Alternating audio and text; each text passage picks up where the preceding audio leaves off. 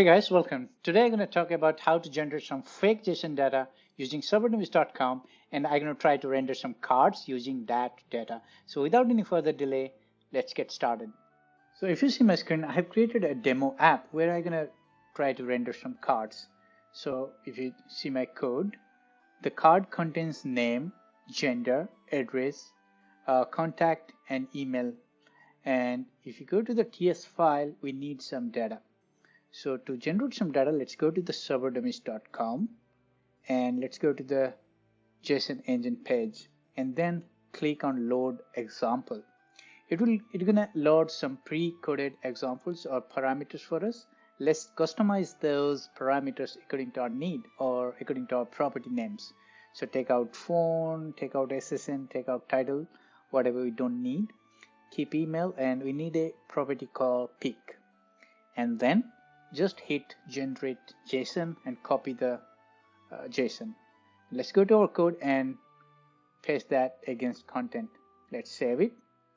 Let's go to our demo app. So there you go, guys. We got all the information that we need. And if you notice that if the gender is female, the corresponding picture is of a female and so on.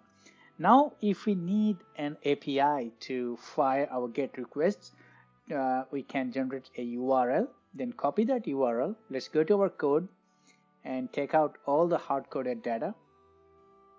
And now let's pass that URL to our GET request. Now save it.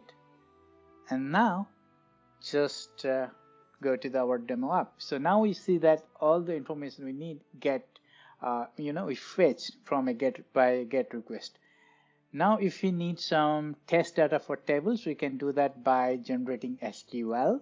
It's going to give us some insert statements that we can run our table to get some test data. That's as simple as that, guys. So now if you scroll down the page, we're going to see all the explanation for our rand parameters, or the parameter that you're going to pass to the JSON engine.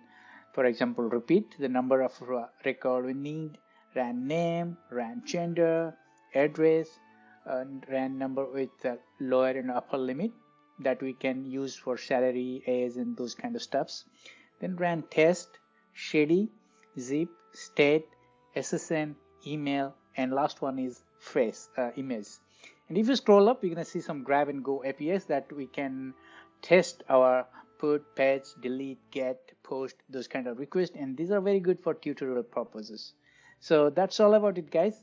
I hope you liked it, and we're gonna meet in our next demo video. Thank you.